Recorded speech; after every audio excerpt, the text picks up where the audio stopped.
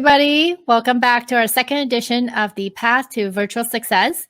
Today, we have prepared for you to discuss some fun virtual event activations. And Danica and I prepared some really fun ideas to share with you. We have a lot of clients asking us these to see what we can do in terms of virtual engagement. So we thought this would be a great topic to share.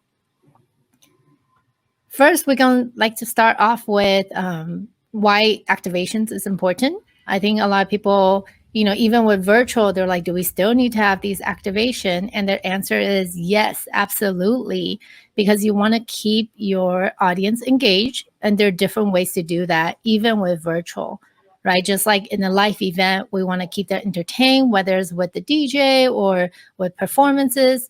Same with virtual event. And that's what we're going to kind of discuss today. We're going to start off with our very first idea.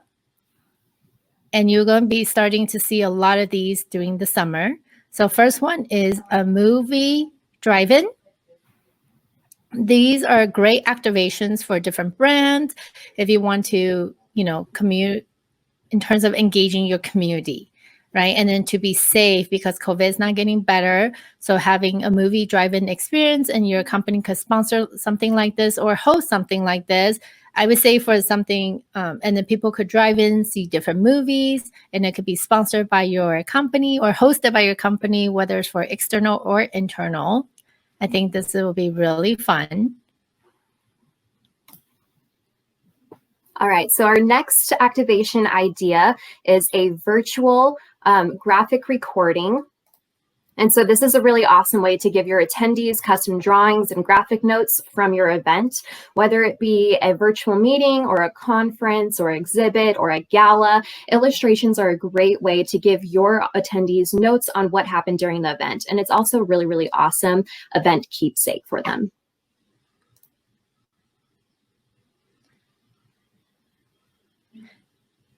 Our next one, this is a Mosaic. So it's actually really fun. You could kind of see behind, it's a little bit these hidden images. That's why it's a mosaic, and it comes into piecing together this one message.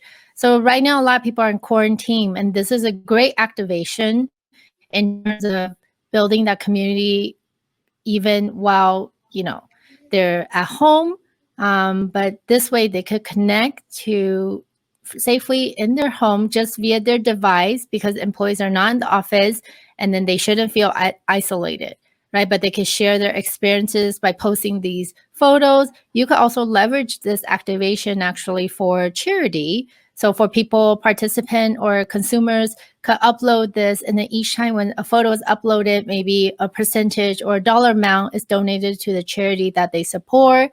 And then each participant and then ultimately, once they do that, a message comes out, maybe it's like Go for Red or, some different charity. You can actually also use the same concept for e-commerce, right? So for example, each photo people take using a hashtag, and then it gets uploaded to the Mosaic, the one tile, and then it could ultimately, again, tie into one final image that ties back into your brand. So something really creative, and that's not new because we actually seen this Mosaic activation in live events, but now it's pivoted to virtual, so we can leverage this opportunity as well. Awesome. Okay, it looks like we have a question from our audience. Is there another way to engage with attendees, for example, before the event?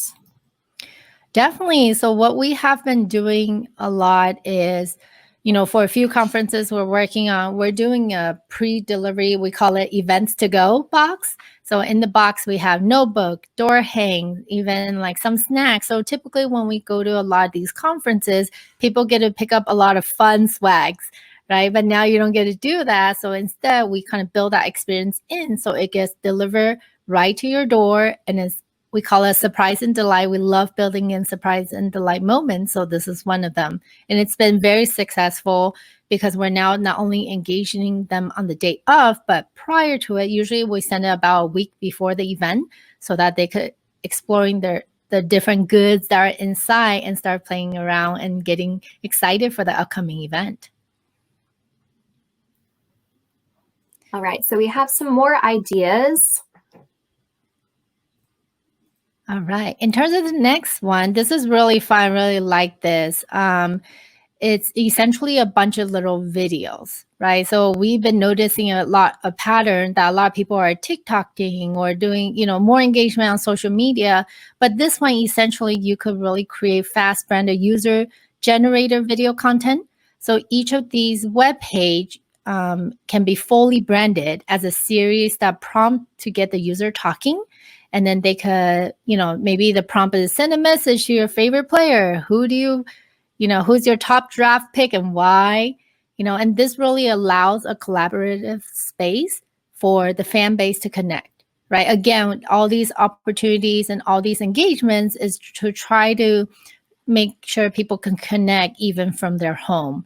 And then really demonstrates the power of capturing branded content at a scale because it's all aggregated into this one site. So we actually really like this and very fun versus just a photo. All right, so our next activation idea is a virtual DJ booth. So for this, it's really, really awesome. It comes with preset melodies or beats, and the attendees themselves can mix and mash and create their own song. And you can see the example here is from Heineken. They had a nice soundboard all for the attendees to go around and to play with. So it was really, really fun. Danica, I love this one. This is really fun. Really fun. Yeah, I remember us getting a demo on this and the team was so excited, and we're looking into this for one of our conferences engagement in addition to, building a smoothie in the morning or having a yoga, right? All those things. But this is very fun. I can't wait to try it out with you guys. And our next one, so, talk about being creative. It's one that's for sampling. So specifically it's for vending machines. And then you could actually, this is more on site. I know a lot of people are not going out, but we were thinking this could be something potentially put at supermarkets or different places that people are still going. But essentially you will actually have a QR code that people can scan, and then it allows them to, sample the product that's inside the vending machine. In the meantime, as a brand, you're able to do data collection because people had to, enter their information, and then, but this is another great way to sample, but safely. So I really like this one. I remember the first time I saw something like this, not with the QR code though, was in Las Vegas, and they had mini bottles of champagne. I'm like, how do I get a bottle of these?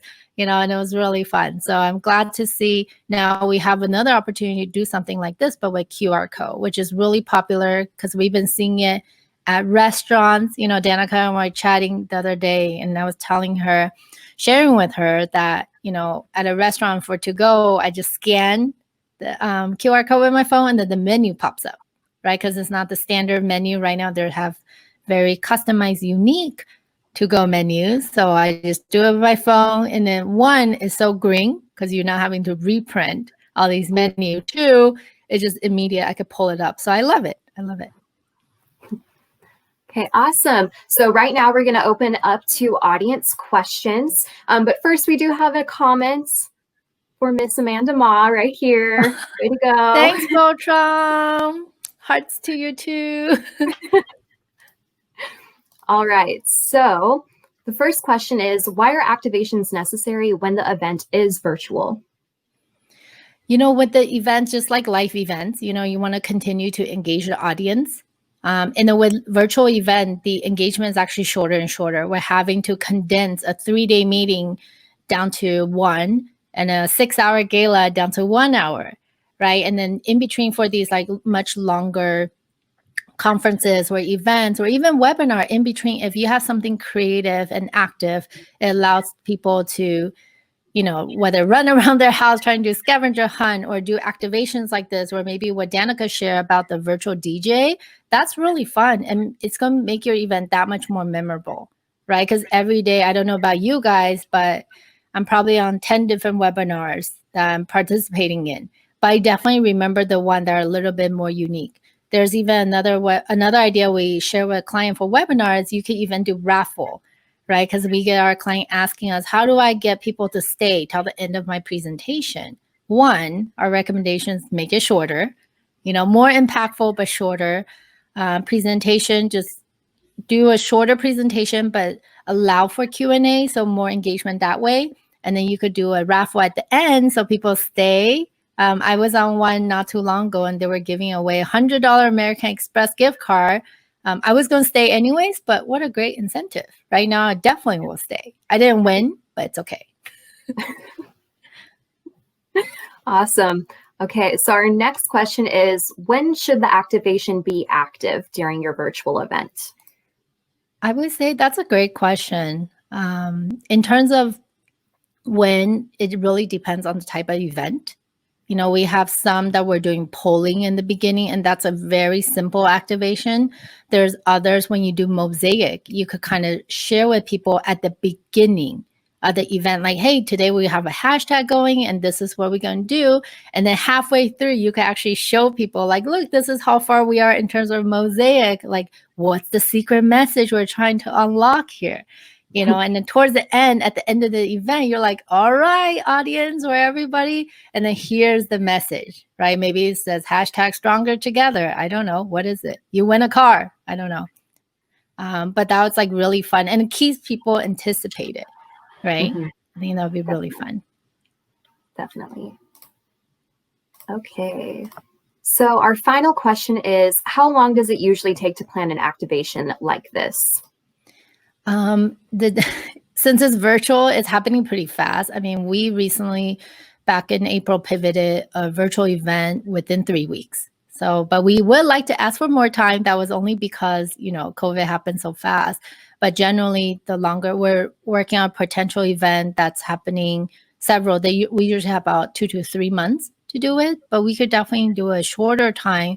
But just like with anything, the more time you give us, the better quality we could produce. And then with a lot of these, we want to make sure we do it right to curate the experience, right? Because each one of these, we really start with understanding your KPIs and your purpose, how you want to engage the audience. Because sometimes some brands like to be a little bit more creative. It's not always a meeting, right? But maybe they just want to do a drive-in movie experience for their employee because normally they do a nice big retreat and now they can't do that. So they're going to do a drive-in movie experience versus another company. You know, normally they do sampling, but now the vending machine with the QR code is a safer way to kind of execute that activation. Yeah. And then you just have to, again, that comes back to availability, right? First come, first serve. So don't wait too long. Yeah. Okay, awesome. So those were the questions that we had. That's great. Well, I hope you guys were able to take away some tips today. If you guys have any other question, feel free to put in the feed. And we will continue to do some of these, you know, fun virtual event activation or just general virtual event share. Please, thank you guys all for watching today. And make sure you tune in to our website to see updates and more information. Thank you for joining Danica and I today. Have a wonderful day ahead. Thanks. Bye.